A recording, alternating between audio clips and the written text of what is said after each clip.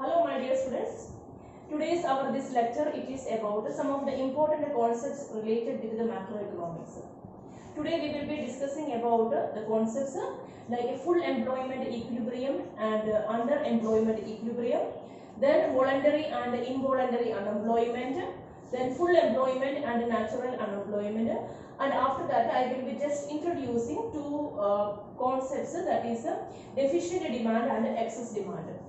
So students, firstly we will start with the two terms, two concepts, that is full employment equilibrium and underemployment equilibrium. Students, here this two terms, that is aggregate demand is equal to aggregate supply. That all of you know that particular GDP we are considering as the equilibrium GDP. But this equilibrium GDP, it can be achieved in two cases. Sometimes, what is the actual capacity of a particular economy, that it will be achieving the full full potential will be utilized, and after utilizing its full potential of different resources, and in that case AD may be equal, AD will be equal to AS. But there are some cases when the full potential of the economy, that is not utilized, that is not properly fully utilized, and then also the equilibrium will be achieved. Then I will be explaining it with the help of an example. You just imagine that one particular country X, okay, one particular country X, when it is utilizing its full amount of the resources that is available to this economy in a financial year, imagine that country will be able to produce the output of 2000 crores of its currency. What I told you, when an economy, when a country X is utilizing its full available resources with its full amount, it will be able to generate the output of 2000 crores. Then, and after producing this full amount of its potential, after utilizing its full amount of the this potential, and if it is coming to the equilibrium point, then we can say that it is the case of full employment equilibrium. But instead of that, if it is not utilizing its full amount of the resources, and it is utilizing only 1800 amount of its output, there in that case 200 amount of 200 crores of the output that is remaining unutilized.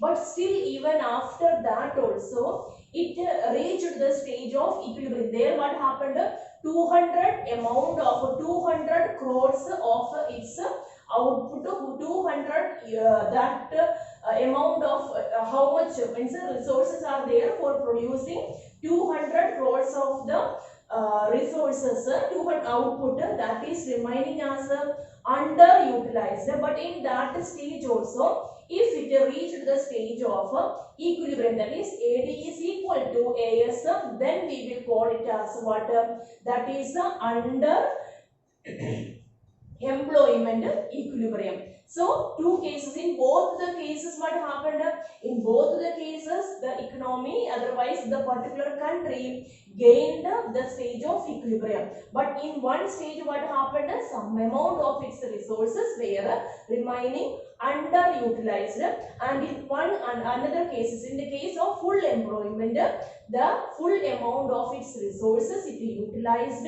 and full amount of potential of output it gained also. Then students, the second concept, that is about voluntary and involuntary unemployment. In case of voluntary unemployment, what is the cases there? unemployment. In both these cases we are able to see the unemployment stage. Unemployment means a part of that resources will be remaining as underutilized. In case of in cases of voluntary unemployment, there some amount of the people they are remaining as unemployed. But what is the problem? Their labor will be remaining as unemployed. But in that case, actually availability of labor is there, but they are not ready to do the employment. Means they are not willing to do the employment, because sometimes it may be willingly, but sometimes what is the reason? They may not be ready to do the work at the existing wage rate.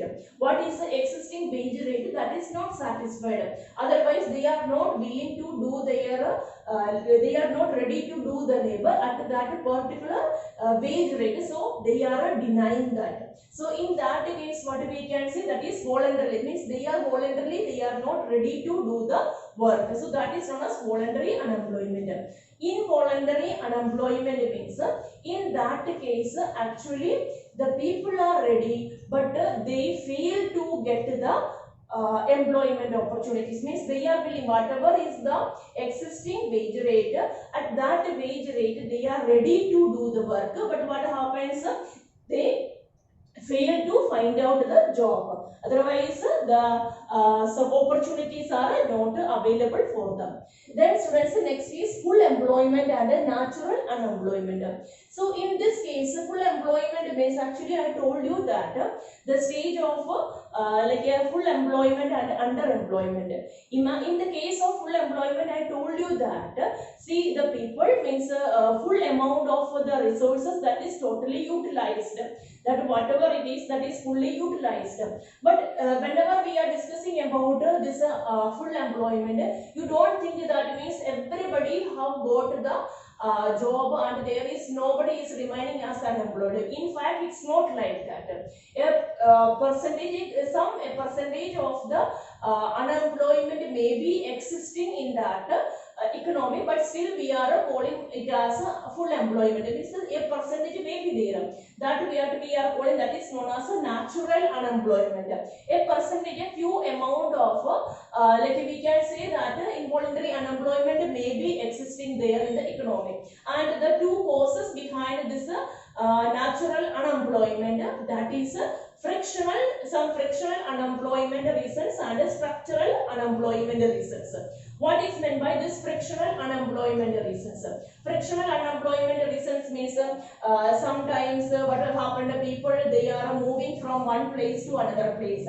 Otherwise, maybe as a part of changing their job, they resigned, and it's maybe like that. So these are considering as a frictional unemployment. In the case of structural unemployment, sometimes what happens? The new technology emerged in the economy, in the production field. So what happened? The people, they are not that much updated to find out this. Otherwise, we can say that some new industry introduced, and the people they are just they are not aware about that. So these type of the reasons that is considering as a part of a structural unemployment. So because of some structural unemployment reasons and frictional unemployment reasons in an economy, whenever we are calling it as a full employment is there, then also a percentage of unemployment will be existing in the economy, that is known as what we are saying, natural unemployment. So I told you three concepts here. First one, that was full employment and unemployment equilibrium. Then second one was that is voluntary and involuntary employment, and the third one is whenever full employment we are saying, in that case also there is a possibility of unemployment, that is known as natural unemployment. And there are two reasons for the natural unemployment. One is frictional reasons and another one is structural reasons. Then students, next I will be just introducing two more points here. In the next video I will be providing the full explanation, but you just just understand these two cases. One is see, we were telling that ADAS, AD means that is whatever what is aggregate demand, aggregate demand. Then when we can say that when we are discussing about aggregate demand, the economy is planning, the economy is planning to produce a particular amount, and aggregate demand is possible at a full employment also. One what we are saying means they are planning this much amount of the resources we will be utilizing, and we are producing this much. Okay, the economy they are planning. But instead of that, we can say aggregate if we are using our full employment. Then also we can say how much we are able to produce. So here when we are two cases are there. One is deficient demand and another one is excess demand.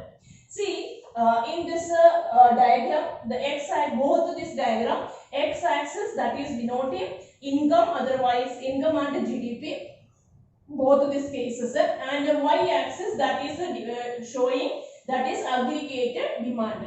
Okay, both this y-axis that is denoting aggregated demand.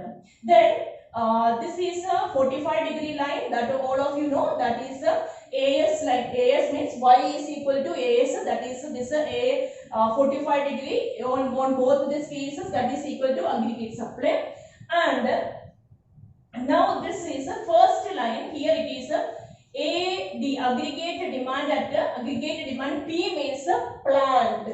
Okay, AD, P if it is given, that is aggregate demand, planned aggregate demand, and if it is showing F, that is aggregate full employment aggregate demand.